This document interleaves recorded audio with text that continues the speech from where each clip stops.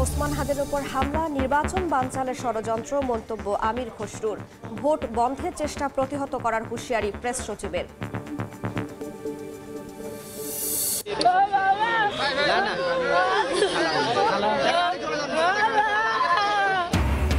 সবাইকে কাঁদিয়ে চিরনিদ্রায় শিশু সাজিদ। রাজশাহীর তানোরে জানাজায় মানুষের ঢল। গর্ত উন্মুক্ত রাখায় জড়িতদের বিচার দাবি। মাত্র ৮,০০০ টাকার জন্য রংপুরে মুক্তিযোদ্ধা দম্পতিকে হত্যা। গ্রেফতার যুবকের দেয়া তথ্যে অস্ত্র উদ্ধারে পুলিশের অভিযান। এবং পাল্টে গেল পাহাড়ি জনপদের ভাগ্য। গতি আসলো কৃষকের পণ্য পরিবহনে। চালু হলো চট্টগ্রামের ধোপাছড়ি খালের ওপর নির্মিত কাঠের সেতু।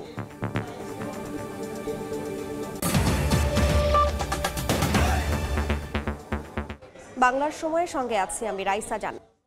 ইনকিলাব মঞ্চের মুখপাত্র ওসমান হাদির ওপর হামলাকে নির্বাচন বানচালের ষড়যন্ত্র হিসেবে দেখছেন বিএনপির স্থায়ী কমিটির সদস্য আমির খসরু মাহমুদ চৌধুরী। বলেন, ষড়যন্ত্র রুখতে গণতন্ত্রের পথ থেকে বিএনপিকে কেউ সরাতে পারবে না। বিকেলে চট্টগ্রামের মহেদিবাগের নিজ বাসভবনে নেতাকর্মীদের সঙ্গে মতবিনিময়কালে তিনি একথা বলেন। এই নির্বাচন না হওয়ার জন্য এতদিন ষড়যন্ত্র চলছে, এটা অব্যাহত থাকবে। বাংলাদেশের মানুষ প্রতিহত করবে। 12 ফেব্রুয়ারি নির্বাচন হবে। বাংলাদেশের নির্বাচিত সংসদ হবে, নির্বাচিত সরকার হবে। যে সরকার, যে সংসদ জনগণের কাছে দায়বদ্ধ থাকবে। এই মুহূর্তে ঢাকা মেডিকেলে আছেন সহকর্মী তানভীর হাসান মেঘ। শরীফ, ওসমান হাদির শারীরিক অবস্থার বিস্তারিত জানবো তার কাছ থেকে। ঢাকা ৮ আসনের সম্ভাব্য প্রার্থী ওসমান বিন হাদি এবং যিনি কিনা ইনকিলাব মঞ্চের মুখপাত্র ওসমান বিন হাদি, তিনি মূলত দুপুরের দিকে গুলিবিদ্ধ হয়েছেন এবং তারপর পরে তাকে উদ্ধার করে ঢাকা মেডিকেল কলেজ হাসপাতালে নিয়ে আসা হয়। আমরা সামাজিক যোগাযোগ মাধ্যমে একটি ভিডিওতে দেখতে পেয়েছি তাকে রিকশা করে এই ঢাকা মেডিকেল কলেজ হাসপাতালে নিয়ে আসা হয় এবং তারপর পরে তাকে জরুরি চিকিৎসা কিন্তু দেওয়া হয়। এবং সেই সঙ্গে একটু জানিয়ে রাখতে চাই যে শুক্রবার জুম্মার নামাজের পর রাজধানীর বিজয়নগরের কালভার্ট রোড এলাকায় এই গুলির ঘটনা ঘটে, যেখানে আমরা একটি সিসিটিভির ফুটেজও কিন্তু আমরা ইতিমধ্যে দেখতে পেয়েছি। যে এই সিসি ক্যামেরা ফুটেজ আমরা দেখতে পেয়েছি মোটরসাইকেল আরোহী একজন এসে, যে অর্থাৎ সেই অস্ত্রধারী গুলি করে সঙ্গে সঙ্গে তিনি কিন্তু ওই এলাকা থেকে কিন্তু ছিটকে পড়েন। এবং সেই সঙ্গে আমরা এই মুহূর্তে যদি ঢাকা মেডিকেল কলেজ হাসপাতালের যে চিত্র সেটি যদি আপনাদেরকে একটু দেখাতে চাই, যে মূলত এই ঢাকা মেডিকেল কলেজ হাসপাতালে আমরা দেখছি যে কয়েক স্তরে কিন্তু আইনশৃঙ্খলা বাহিনী অনেকটা তৎপর অবস্থানে রয়েছে। আমরা শুরুতেই দেখছি যে বিজিবির পাশাপাশি সেনাবাহিনীও কিন্তু মোতায়েন রয়েছে, পাশাপাশি পুলিশও মোতায়েন রয়েছে। এবং আমরা দেখছি যে ঢাকা মেডিকেল কলেজ হাসপাতালের যে প্রধান ফটকটি রয়েছে, এই প্রধান ফটকে যাতে কোনো ভোগান্তি সৃষ্টি না হয়, অর্থাৎ আমরা দেখছি যে ঢাকা এবং ঢাকার আশেপাশের বিভিন্ন জায়গা থেকে কিন্তু আমরা দেখছি যে রোগীরা আসছেন। এই রোগীদের যাতে কোনো ভোগান্তি পোহাতে না হয়, তারা যাতে খুব সুন্দরভাবে যাতে তারা মেডিকেলে প্রবেশ করতে পারেন, সেইটি নিশ্চিতের জন্যই কিন্তু নিরাপত্তার বেষ্টনী দিয়ে কিন্তু পুরো ঢাকা মেডিকেল কলেজ হাসপাতাল নিরাপত্তার চাদরে কিন্তু ঢেকে রাখা হয়েছে। এদিকে আমরা এখানে আসার পর ওসমান বিন হাদির সমর্থক যারা রয়েছেন তাদের সাথে আমরা কথা বলেছি। সমর্থকরা সেই দুপুর থেকেই আমরা তাদের সাথে আমাদের কথা হয়েছে। তারা এখানে এই ঢাকা মেডিকেল কলেজ হাসপাতালে মূলত তারা ভিড় করেছে এবং তারা যে অভিযোগটি করেছেন বারবার, যে নভেম্বর মাস থেকেই দেশি বিদেশি 30টি নম্বর থেকে বিভিন্ন ধরনের হুমকি পেয়েছেন বলে ওসমান বিন হাদির সমর্থকরা কিন্তু অভিযোগ করেছিলেন। এবং আমরা দেখেছি যে বিকেল 4টা নাগাদ বিভিন্ন রাজনৈতিক দলের শীর্ষ পর্যায়ের নেতারা কিন্তু ওসমান বিন হাদিকে দেখতে এসেছেন। এবং সবশেষ আমরা যেটি দেখেছি যে ঢাকা 8 আসনের বিএনপি থেকে যে মনোনীত প্রার্থী অর্থাৎ মির্জা আব্বাস, তিনিও কিন্তু ঢাকা মেডিকেল কলেজ হাসপাতালে এসেছিলেন এবং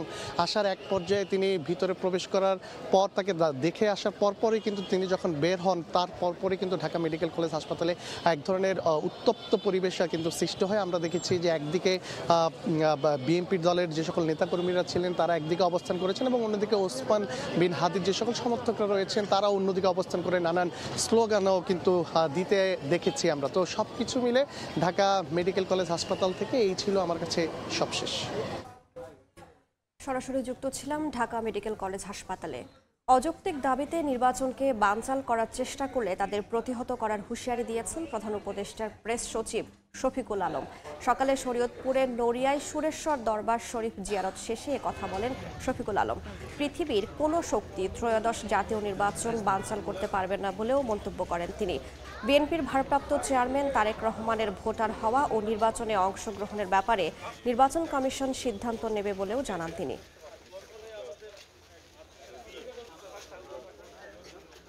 বাংলাদেশের মানুষ নির্বাচনের জন্য খুব অধীর আগ্রহে আছে। স্বৈরাচারের 15.5 বছর একটা ভালো ইলেকশন পায়নি, তো মানুষ একটা ভালো ইলেকশন চায়। নির্বাচন কমিশনকে আমরা যা ওদের অ্যাসিস্ট্যান্স লাগছে, যা সাপোর্ট লাগছে, আমরা সবগুলোই তাদেরকে দিচ্ছি। সরকার এবং নির্বাচন কমিশন দুইটা প্রতিষ্ঠানেরই মূল লক্ষ্য হচ্ছে জাতিকে একটা খুবই সুন্দর, free, fair, peaceful, credible, participatory একটা ইলেকশন উপহার দেওয়া। সবাইকে কাঁদিয়ে চিরনিদ্রায় শায়িত হলো শিশু সাজিদ। রাজশাহীর তানোরে জানাজায় ঢল নামে মানুষের। বাড়ির পাশে জানাজার শেষে সরকারি কবরস্থানে দাফন করা হয় তাকে। গভীর নলকূপের গর্ত উন্মুক্ত রাখায় জড়িতদের বিচার দাবি করেন স্বজন ও এলাকাবাসী।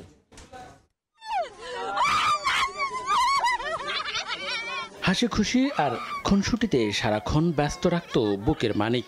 তাকে হারিয়ে দিশেহারা বাবা মা। 2 বছরের শিশু সাজিদের মর্মান্তিক মৃত্যুতে শোকাহত স্বজন ও এলাকাবাসী।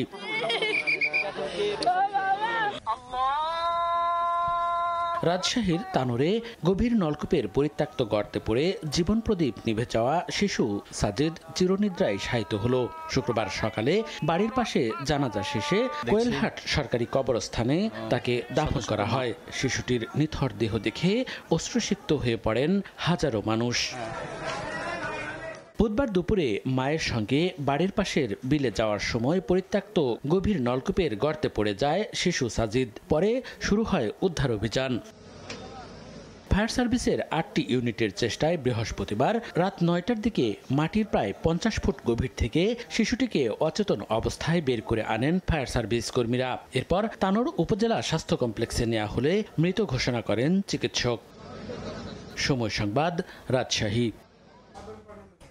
ফায়ার সার্ভিসের 8টি ইউনিটের অক্লান্ত প্রচেষ্টায় উদ্ধার হয় রাজশাহীর তানোরে নলকূপের গর্তে পড়া শিশু সাজিদ। তার মৃত্যুতে শোকার্ত উদ্ধারকর্মীরাও। প্রতিষ্ঠানটির দাবি, মাটি খুঁড়ে 50 ফুট গভীর থেকে কাউকে উদ্ধারের ঘটনা দেশে এই প্রথম। দিন রাত মিলিয়ে 31 ঘন্টার এই উদ্ধার অভিযান ছিল বেশ ঝুঁকির। প্রায় পুকুর সমান গভীর গর্ত খোঁড়া হয়েছে সুড়ঙ্গও। রাজশাহীর তানোরে গভীর নলকূপে পড়ে যাওয়া শিশু সাজিদকে উদ্ধারে 31 ঘন্টার বেশি সময় ধরে করা হয় এই খনন কাজ। মাটি কেটে 50 ফুট গভীর থেকে শিশু উদ্ধারের ঘটনা এবারই প্রথম বলছেন ফায়ার সার্ভিস কর্মীরা। ফায়ার সার্ভিস জানায়, যে পরিত্যক্ত গভীর নলকূপে শিশু সাজিদ পড়েছিল তার উপরের দিকে 8 এবং নিচে 6 ইঞ্চির ব্যাসার্ধ ছিল। দফায় দফায় সার্চ ভিশন ক্যামেরা দিয়েও দেখা মেলেনি শিশুটির উপস্থিতি। এমন পরিস্থিতিতে ভয় পেয়েছিলেন উদ্ধারকারীরাও। অগ্নিকাণ্ড কিংবা পানিতে পড়া মানুষকে উদ্ধার করে অভ্যস্ত হলেও এত গভীর গর্ত থেকে কাউকে উদ্ধার তাদের কাছে নতুন। আমরা সচরাচর যেসব অপারেশন করি, এই অপারেশনটা একটু ভিন্ন। এখানে অনেক চ্যালেঞ্জ ছিল, অনেক সমস্যা ছিল এবং সকল সীমাবদ্ধতার মধ্যে দিয়ে আমরা একযোগে কাজ করেছি। শিশু সাজিদকে উদ্ধারে 3টি এসকেভেটর দিয়ে মাটি কাটায় ঝাঁকুনিতে ঘটনাস্থলের আশেপাশের মাটি ধসে যাওয়ার ঝুঁকি তৈরি হয়। এমনকি সাজিদ যে গর্তে ছিল সেটিও বন্ধ হবার ভয় ছিল। এর মধ্যে পাশের পুকুরের তলদেশ থেকে চুয়ে আসা পানি বন্ধও ছিল চ্যালেঞ্জিং। সার্চ ভিশন ক্যামেরা দিয়ে কিন্তু আমরা যখন দেখি আসার পরপরই, তখন কিন্তু দেখা যায় শুধুমাত্র মাটি, তার কোনো অস্তিত্ব অথবা হাত মুখ কোনো কিছুই দেখা যাচ্ছিল না। ওখানে তো আপনার অক্সিজেন খুবই কম থাকে এবং ওখানে আপনার যে কোনো কোনো কিছু নড়াচড়া করা যায় না। যত একটু নড়াচড়া করলেও সে আরও নিচে নেমে যাবে। এটাই বাস্তবতা, এটাই হয়েছে। হাজার হাজার দর্শনার্থীর চাপ, পরিবার ও স্বজনদের দ্রুত সাজিদকে ফিরে পাওয়ার তাগিদ, ধৈর্য ও সতর্কতার সঙ্গে অভিযানের পুরো সময়টি পার করেছেন ফায়ার সার্ভিস সদস্যরা। এই ধরনের বিষয়গুলি শুধুমাত্র কাউকে দোষারোপ করার মধ্যে দিয়ে আমি থাকতে চাই না। আমি বলতে চাই যে আমরা নিজেরাও যেন সাবধান হই। আমরা যারা গার্ডিয়ান আছি তারাও যেন সাবধান হই। তবে প্রাণপণ চেষ্টার পরও শিশু সাজিদকে বাঁচাতে না পারার আক্ষেপ উদ্ধার কর্মীদের। আমরা আসলে কিছুটা বাচ্চার নিথর দেহটা ধরার পরে আমরা একটু ইমোশনাল হয়ে গিয়েছিলাম। মওদুদ রানা, সময় সংবাদ, রাজশাহী। রংপুরের তারাগঞ্জে মুক্তিযোদ্ধা যোগেশ চন্দ্র রায় ও তার স্ত্রীকে নিজ বাড়িতে হত্যার ঘটনায় এক যুবককে গ্রেফতার করা হয়েছে। পরে তার দেয়া তথ্য অনুযায়ী পুলিশ অস্ত্র উদ্ধারে অভিযানে নামে। মাত্র ৮,০০০ টাকার জন্য তাদের হত্যা করা হয় বলে জানিয়েছে পুলিশ। গত ৬ ডিসেম্বর রংপুরের তারাগঞ্জে নিজ বাড়িতে নৃশংসভাবে খুন হন বীর মুক্তিযোদ্ধা যোগেশ চন্দ্র রায় ও তার স্ত্রী সুবর্ণ রায়। এ ঘটনায় জড়িত অভিযোগে গ্রেপ্তার করা হয় মোরসালিন নামে এক যুবককে। শুক্রবার সকালে তাকে নিয়ে অস্ত্র উদ্ধারে নামে পুলিশ। মোরসালিনের দেয়া তথ্যে মুক্তিযোদ্ধা দম্পতির বাড়ির পেছনে পুকুরে অভিযান চালানো হয়। এ সময় সেখান থেকে হত্যাকাণ্ডে ব্যবহৃত কুড়ালের হাতল উদ্ধার করা হয়। অন্যান্য অস্ত্র উদ্ধারে ডুবুরিরা অভিযান চালায়। শাড়ি টাকা চুরি করছিল, ওই আঙ্কেল হয়তো বা রাগের মাথায় ওনাকে দুটা চর থাপড় দিছিল। এই রাগটাই উনি এসে রাগের ক্ষোভেই উনি এসে খুন করে চলে গেছে। যারা এই নৃশংস হত্যাকাণ্ডের সাথে জড়িত সর্বোচ্চ যে সাজাটা সেই সাজাটার জন্য হয়। পুলিশ বলছে মোরসালিন মাত্র ৮,০০০ টাকার জন্য যোগেশ দম্পতিকে হত্যা করে। প্রথমে সুবর্ণাকে কুপিয়েছি এবং পরবর্তীতে সুবর্ণার স্বামী যোগেশ চন্দ্র রায়কে কুপিয়েছি। ঠিক আছে, তার সাথে এর কোনো শত্রুতা ছিল না।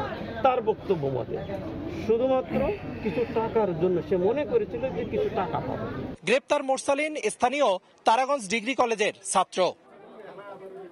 রেদওয়ান হিমেল, সময় সংবাদ, রংপুর। কাঠের সেতু পাল্টে দিল পাহাড়ি জনপদের হাজারো মানুষের ভাগ্য। দুর্ভোগ কমার পাশাপাশি গতি আসলো কৃষিপণ্য পরিবহনে। চট্টগ্রামের চন্দনাইশের ধোপাছড়ি খালের ওপর নির্মিত কাঠের সেতুটি ভেঙে পড়েছিল পাহাড়ি ঢলে। শফিকুল আলমের প্রতিবেদনে বিস্তারিত। চারপাশে সবুজ পাহাড়ের মাঝে মানুষের যাতায়াতে দাঁড়িয়ে আছে সেতু। দৃষ্টিনন্দন এই কাঠের সেতু পাহাড়ি জনপদের নতুন প্রাণ। সেতুটি হওয়ায় দীর্ঘদিন পর বদলে গেল ভাগ্য, কমল দুর্ভোগ, সহজ হলো কৃষকের পণ্য পরিবহন। স্কুল কলেজের শিক্ষার্থীদের যাতায়াতের পথ হলো সুগম। খুব ভালো লাগে এখন অনেক সুন্দর লাগতেছে। বেশি ভালো। চট্টগ্রামের চন্দনেশ উপজেলার পাহাড়ি এলাকা ধোপাছড়ি ইউনিয়নের শঙ্কর নদীর সংযোগ খাল ধোপাছড়ি কাল। চলতি বছরের মে মাসে প্রবল বর্ষণ ও পাহাড়ি ঢলে মাঝখানে ভেঙে যায় কাঠের সেতুটি। নতুন কাঠের সেতু নির্মাণ হওয়ায় খুশি শঙ্ককুল ও চেরিমুখ জনপদের মারমা, ত্রিপুরা সহ পাহাড়ি বাঙালি সর্বস্তরের মানুষ। যে কাজটা হয়েছে কিন্তু আমরা এটা নিয়ে গর্বিত। আমার ভালো লাগছে, আমার ইন্ডাস্ট্রি অনেক সাহায্য করছে। দুই পাশের মানুষ তারা নির্বিঘ্নে এখন যাতায়াত করতে পারছে। তাদের চোখে মুখে এখন হাসি এবং এটি আসলে মূলত তাদের হাসি নয়, আমরা পুরো চন্দনাইশবাসী কিন্তু আমরা খুশি। বৃহস্পতিবার উদ্বোধন করা হয় সেতুটি। এর আগে ১০০ মিটার লম্বা ও ৭ ফুট প্রশস্তের সেতুটি ২০২৩ সালে নির্মাণ করা হয়েছিল। শফিকুল আলম, সময় সংবাদ, চট্টগ্রাম। ফরিদপুরে সরকার নির্ধারিত মূল্যের চেয়ে অতিরিক্ত দামে সার বিক্রির অভিযোগ উঠেছে। কৃষকরা বলছেন কৃত্রিম সংকট দেখিয়ে অতিরিক্ত দামের সার কিনতে বাধ্য করা হচ্ছে তাদের। তবে ডিলাররা বলছেন খুচরা ব্যবসায়ীরাই এ ধরনের কাজ করছেন। চলছে রবি মৌসুম। পেঁয়াজ, রসুন, ভুট্টা, সরিষা সহ বিভিন্ন ফসল আবাদে ব্যস্ত কৃষক। তবে এ মৌসুমে ফরিদপুরে বেশি দামে সার বিক্রির অভিযোগ উঠেছে। কৃষকের অভিযোগ, কৃত্রিম সংকট তৈরি করে বেশি মূল্যে তাদের সার কিনতে বাধ্য করছেন ডিলার ও খুচরা ব্যবসায়ীরা। অতিরিক্ত দামে সার কিনে ফসল চাষ করা আমাদের অনেক কষ্টকর হয়ে যাইতেছে। সরকারি যে রেট তার চেয়ে দ্বিগুণ বেশি। তবে সারের মূল্য বৃদ্ধির বিষয়ে পরস্পরকে দোষারোপ করছেন খুচরা বিক্রেতা ও ডিলাররা। ৮-১০ খান করে দেয় আমাকে, এক মাস চলতে হবে। সারের কোনো সংকট নেই বলছে বিএডিসি, আর কৃষি বিভাগ বলছে অভিযোগের সত্যতা মিললে আইনানুগ ব্যবস্থা নেওয়া হবে। সারের মজুদের কোনো সমস্যা নাই। এখান থেকে ডিলাররা সার নেওয়ার পরে ওই জায়গায় সারের যে দামের ক্রাইসিস হয় এটা ওদের ব্যাপারে। কেউ যদি আইন যদি অমান্য করে তার বিরুদ্ধে প্রয়োজনীয় ব্যবস্থা নেওয়া হবে, এমনকি তার ডিলারশিপ বাতিলের সুপারিশও করা হবে। কৃষি বিভাগের তথ্য মতে ফরিদপুর বিসিআইসির ডিলার আছেন ৯৬ জন। সময় সংবাদ, ফরিদপুর। দেখছেন বাংলার সময়। রাজস্ব আয়ের 21% সুদের খাতে যাচ্ছে বলে জানিয়েছেন জাতীয় রাজস্ব বোর্ডের চেয়ারম্যান মোহাম্মদ আব্দুর রহমান খান। সকালে চট্টগ্রামে অর্থনৈতিক সম্মেলনে একথা বলেন তিনি। আগামী বছর থেকে অনলাইনে কর্পোরেট রিটার্ন দাখিল বাধ্যতামূলক করা হবে বলে জানান এনবিআর চেয়ারম্যান। আমাদের সবচেয়ে বেশি খরচ হয় ঋণের সুদ, এবং এটা ক্রমাগত আরও বাড়বে। আমরা আইন করে বলেছি এখন থেকে আর আমাদের ন্যাশনাল বোর্ড অফ রেভিনিউ কোনো কর অব্যাহতি দেবে না। খরচগুলোও করতে হবে যৌক্তিকভাবে, যেখানে সবচেয়ে বেশি প্রয়োজন, অপ্রয়োজনীয় কোনো খরচ যেন না করি।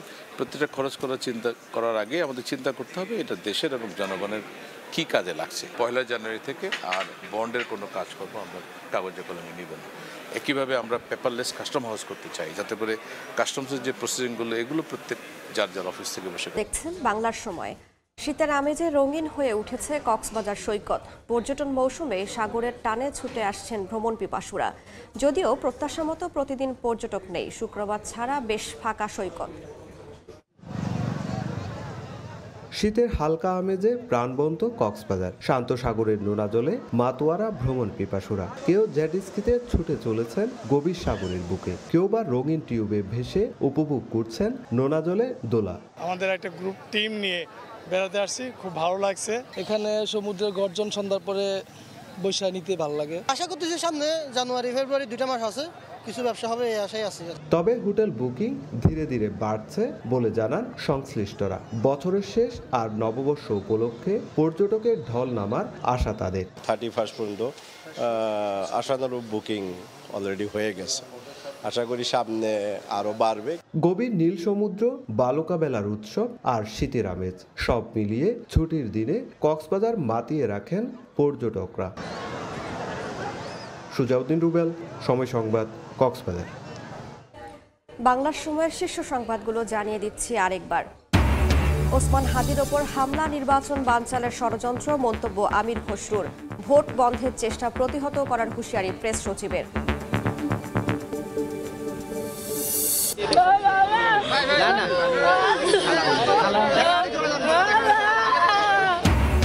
সবাইকে কাঁদিয়ে চিরনিদ্রায় শিশু সাজিদ। রাজশাহীর তানোরে জানাজায় মানুষের ঢল। গর্ত উন্মুক্ত রাখায় জড়িতদের বিচার দাবি। এবং মাত্র ৮,০০০ টাকার জন্য রংপুরে মুক্তিযোদ্ধা দম্পতিকে হত্যা। গ্রেপ্তার যুবকের দেয়া তথ্যে অস্ত্র উদ্ধারে পুলিশের অভিযান।